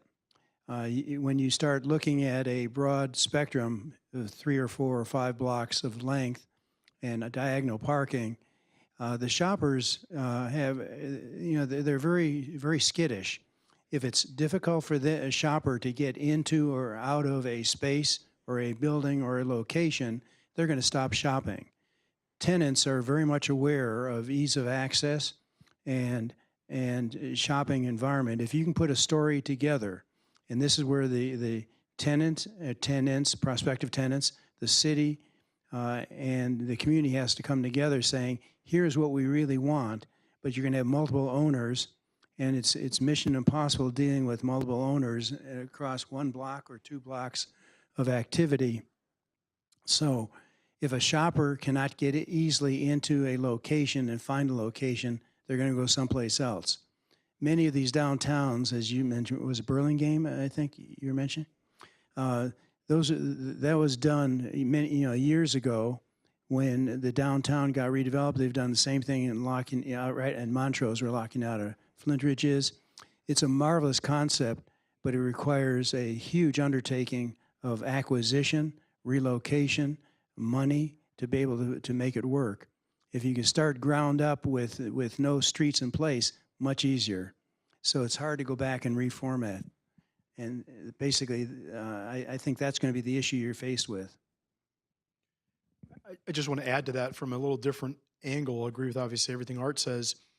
From a cost perspective, I think if we look at, again, back to a pro forma, how much of that is public investment, how much of that is private investment required in terms of repositioning, creating a downtown? It's an issue that we face all the time at Cosmont Companies. And how much of it is maybe public infrastructure? So then what happens is there's a gap in that financial projection because the costs can't get paid for or borne completely by the project necessarily, or by all the new vertical investment. So that's where cities can get involved in with respect to these new economic development tools, which is creating special financing districts. So the question is, how are you going to pay for it? It's a great concept. I think creating downtowns and vibrancies in walkable environments, and even the mom and pops, there's a lot of opportunity for them today with the boxes changing the way they are. Question is, how do you pay for it? How do you pay for the public improvements? And so that's where these tools, we're working on many of these special districts and financing districts in a post-redevelopment world where you can leverage tax increment, and it's a policy decision. It's a public-private partnership at the end of the day. There has to be the public and private sector sitting in the room together. It's a lot of what we do. A lot of what we're doing today, frankly, is public-private. Your involvement, your participation, your interests, your concerns, being here to listen to all of us talk about retail real estate and the blending of uses, someone should be asking, okay, how are we going to pay for it? And so that's where public and private has to get in the room together, have to be creative, have to think of it as a partnership. There has to be trust. And then the community and the private sector has to sit in a room like this and work through those issues. And if it's a public improvement proposition, then let's talk about it. That's a lot of what we do as to how you pay for the street improvements, how you pay for the new infrastructure that's needed, how you can create public space opportunities. Because today's new anchor tenant is really place. So you're really talking about creating a place for the community to go to, and that's a lot of what we work with for both public and private sector clients. I'll just add a little bit. So, Ken's comment about public-private and financing, back to 6th Street. I think 6th Street, there's a great opportunity there. It's just a matter of now the economics. Back in the day when we had redevelopment, we had different financing opportunities and tools where great places were made because of the redevelopment agencies that we had. Everybody been to the Packing House in Anaheim? 100% redevelopment. That would not have existed had it not been for redevelopment opportunity where that developer was able to engineer that project, and what a great space that it is. And so, that developer has a vision for Corona. And so now it just gets down to economics. We know the demographics are there. We know that the city's working on more daytime. So the more business that can be created, the better opportunity. And back to the point about visions and downtown retail, alley retail, European retail. These are all concepts that have their own opportunities based on where the marketplace is. So go ahead. Let me give you food for thought. EDA, Economic Development Agency, the pretty lady standing 4 people down. That is your newest, latest brokerage capability within a city. Many years ago, I undertook a number of redevelopment projects when the redevelopment agencies were in business. 9,000 of them went out of business in 2009, and I hired Cosmont and Associates, some person sitting next to me, to help me work through the finance and the financial issues of how to put an eminent domain project together. Doesn't exist today, but there's other tools, enhanced infrastructure, finance districts. And if we could start with your question, with EDA, Cosmont, development, investment, banking, and you start getting a team together, this is the way it starts. And you've started a process that if you're willing to pursue it, there's people in this room today that can help make that come together, but it's going to require a huge impact coming from the city, not impact, but input from the city, from the development community, financing, et cetera. But that's the way projects start. I mean, this is very exciting. Hearing the question you asked is an opportunity. Anyone else? Yes. Bottom line, who's coming in to replace Bed Bath & Beyond and World Market? Just Bottom line, let's get to it. Guys, Can use the mic up there if you could, so that we can, as we're recording. Maybe a bounce house or the new trampoline concept, but yeah, it's a lot of square feet, a lot of square footage, and maybe they'll make apartments there. Who knows? But the big guys are no apartment. the big guys are No. they're not they're contracting, not expanding. So yeah, so let's explain that for a second, because clearly there's a question. The reason why there's not someone ready to just infill that space is because that size retailer is dying. They don't exist anymore. Yeah. So back in the day when you would lose, let's say a Sears would go out of business, you would get a Bed Bath & Beyond in there maybe to fill it up. That size retailer is not existing anymore. Well, that would be the creative reuse opportunity that all of the team, including the property owner, the property management, the brokerage community, that's something that everybody needs to look at as an opportunity, and then who's going to fill in that split up space, because the retail, brick and mortar retail is just changing. So much of it is going to online. And when I talked to the ELR class this morning, we discussed, even if you watch any Home Depot commercials, at the end of every Home Depot commercial, they say, shop online, pick up in stores. How long do you think, given that format, it'll take for Home Depot to downsize to half the size they need now and go to a distribution and pickup format, right? Shopping is changing, it's just changing, and that's part of the question. I guess the real answer is here, we don't know. Nobody knows. Nobody knows who's going to take that 40,000 square foot spot at the Crossings. Nobody knows that right now. That's part of the challenge. We have some creative reuse ideas, but it's going to take a lot of teamwork between a lot of different people. And this is the new world order. There aren't those answers that are necessarily out there. You guys want to add anything to that? Well, I want to just give some examples. It doesn't necessarily provide for a solution, but there will be a solution. 27,000 square foot PetSmart prototype. We worked with the city of Pico Rivera. They backfilled an 18,000 square foot Border Books store, which went vacant. Petco started creating a format that's 5,000 square feet in their urban environments. Target stopped doing business. At 125,000 feet, they said, we can do city Targets, or we can do a prototype that's whatever fits the community.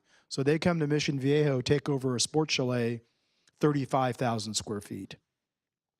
The list goes on and on and on of retailers figuring out that the box is too big and there's a way for consumers to still accomplish what they want to, but not in not big of a space. So the answer to the question on who replaces Bed Bath at 40,000 feet, and I don't mean to be so dramatic, but I think Greg said it, is no one. Well, the reason it's no one is because it's not that there isn't a 40,000 square foot tenant out there. It's that all of those box retailers want to be 30% of their size.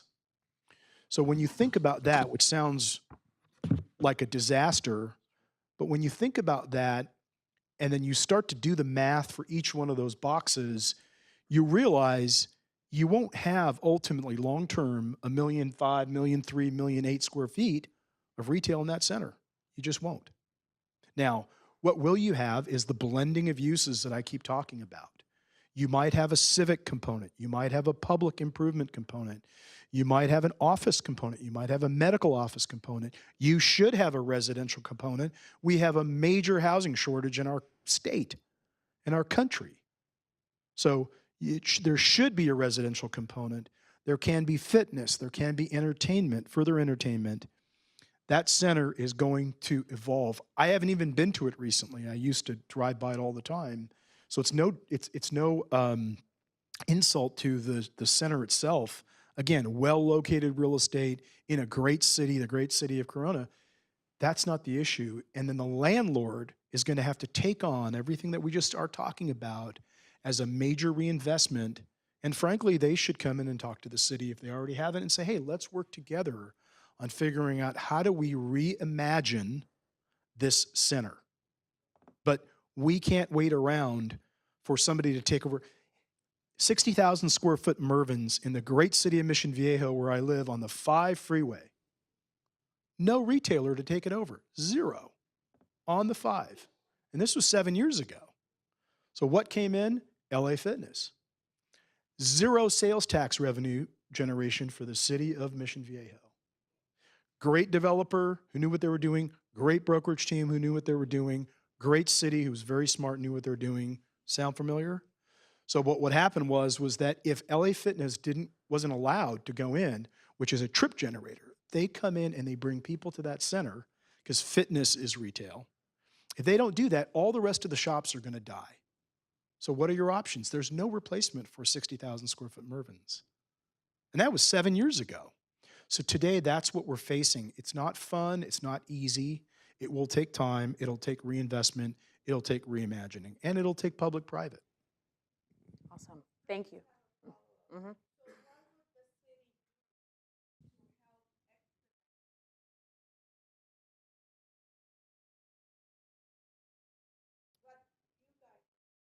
Mhm. I see that the people up there, I don't know how many of you are Corona residents. I don't know how many of you face the traffic that we all face every day. Okay. Well, and thank you, ma'am, for that. That's going to be more of a council item issue at a council meeting. Right now, we're going to focus on retail, and retail actually needs traffic. We talked about that a little earlier, but we're not going to get into that right now. And right now, I'm going to transfer it over to Councilmember Speak. Please go ahead. Good timing. Thank you. So I kind of heard all of you speak about change and how these centers are going to evolve. And looking at a place like the Crossings at 970-something thousand square feet, there, and you guys all talked about there being a need for entertainment, there being a need for a place. How does a city help a developer create a census place? I know that there's issues with zoning, and I think Kimberly and I have talked about creating some mixed-use zoning, so they're able to bring in folks like a brewer that would be able to work in a retail space, or a recreation component. How does a city help a developer move into a space like that and help them kind of accelerate that program? Yeah, I'll just start, and I know Art has a comment as well. The short answer is you are on the right track. And again, I don't have all the education of what you're thinking about or what you're doing or what you're faced with, but cities are going to help by getting in the room with the developer and talking about the issues. That's one. 2, you can do an analysis, a study, stuff we do for cities all the time. You evaluate what's really happening in the market. What's the real supply and demand of retail in its current format? Again, other product types. So you know what's going on in the market. That's your education. And then you probably secondly sit down with the property owner and talk about what can we do? What does the future look like? And then from a zoning perspective, you really touched on it. We deal with so many communities. Santa Monica. We talk about is it a Corona issue? The answer is definitely no. And when 3rd Street Promenade, Santa Monica, if you've ever been there before, it's been the cat's meow of retail real estate for years and years and years, never facing the challenge of vacancies. They called us and they said, we have a problem. We're 3rd Street Promenade, we're the center of the universe when it comes to experience, we have vacancies. And I won't go into all the reasons, but it's the macro reasons we talked about, some of the micro reasons that we got into, a lot of that has to do with zoning, permitting. What are allowed uses? What does it cost for retailers to come into play? Another downtown we're dealing with in Northern California in the wine country, same thing. They were the draw for that area for a downtown, but their zoning was antiquated. Their permitting did not make for a business-friendly environment for repurposing, repositioning, or new tenancies. I don't know whether a new retailer might come and say, hey, I want to take over the Bed Bath & Beyond space. I don't know that. But what if they have a permit issue or need a CUP, and the city, has either a tough or entrenched zoning code that doesn't necessarily allow for it? I'll give you one example. On 3rd Street Promenade, Starbucks wanted to open up a roastery, which is one of their high-end roasteries, and take over a vacated bookstore space. It was not allowed under zoning. And you'd say to yourself, I could have a 10,000 square foot experiential coffee anchor tenant for as part of 3rd Street Promenade that's absent of an anchor and a draw, but it wasn't allowed under permitting. A brewery wanted to come in, and it was considered a manufacturing use, so they couldn't do it.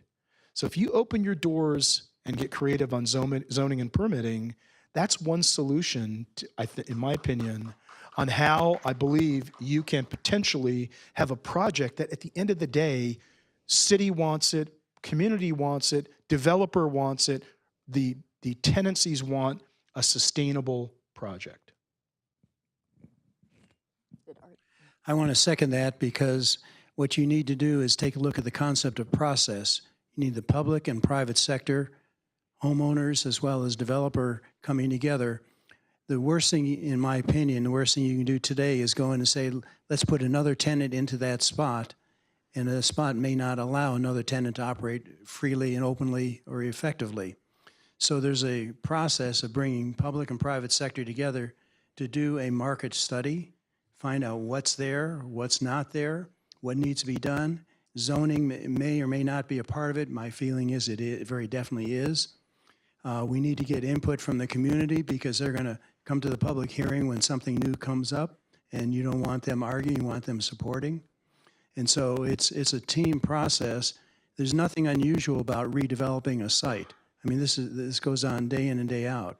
The question is, what tools, financial and city, can be brought to bear, and will the owner even allow you to go onto his site to evaluate and review what's there? So it's process.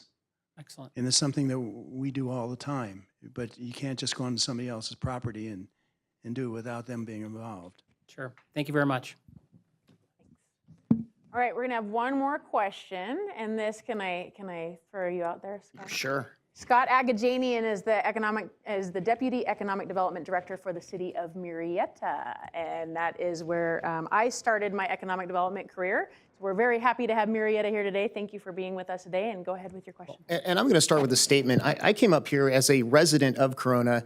When I saw the panel that was put together by Kim Davidson, I was shocked and gasped, because this is the kind of quality that you expect in a big convention center with neon lights up on the street, bragging about these guys being in here. So to be able to bring this group together in this city is exceptional, and I think Kim Davidson has done a fantastic job.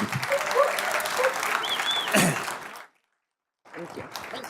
As a question, the last time I checked, and my numbers are probably a little dated, brick and mortar accounted for about 87% of the retail marketplace. Now that might have changed a little bit. Do you guys see a bottom number to that? Where are we going to bottom out at, where we kind of see the balance between online and brick and mortar?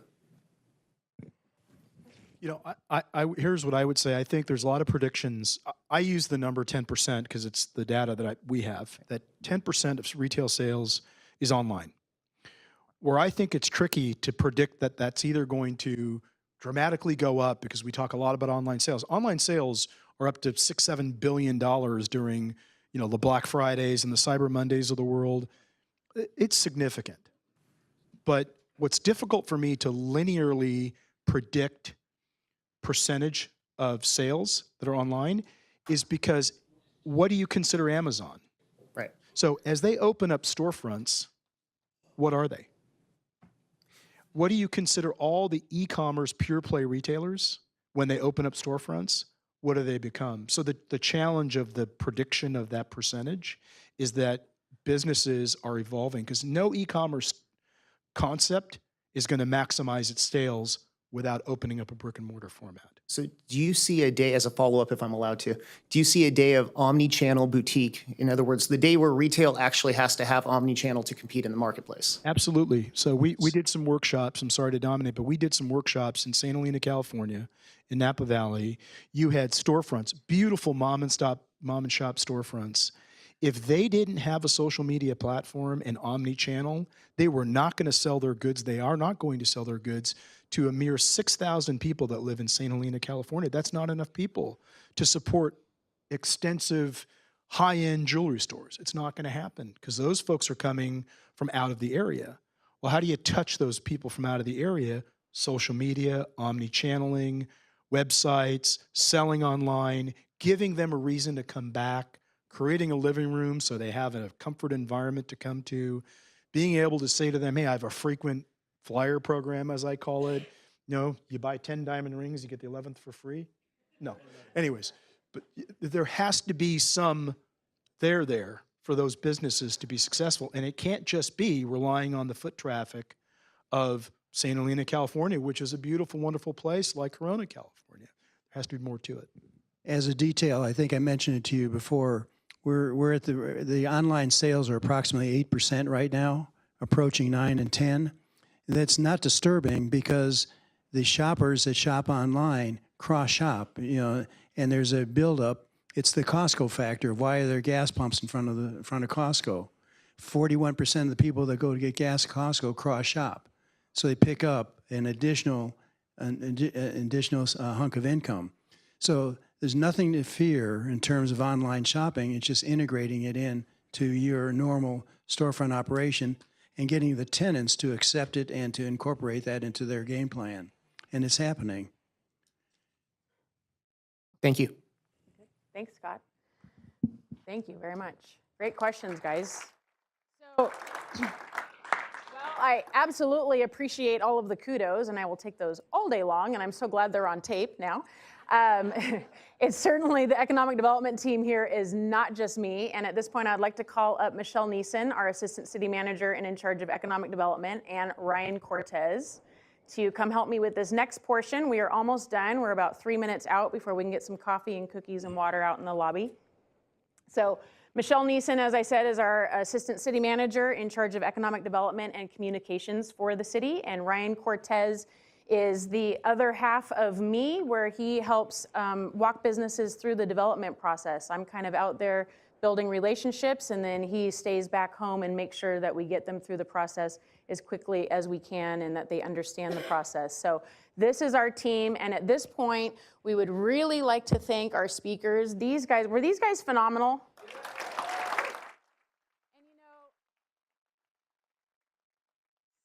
With Murrieta was absolutely correct. I mean, these, just so you guys know, we didn't pay these guys a dime. They did no, you're not, sorry.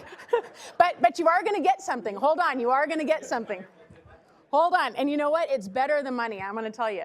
But it's gonna be some cookies, yeah, absolutely, yes. So we're gonna feed you.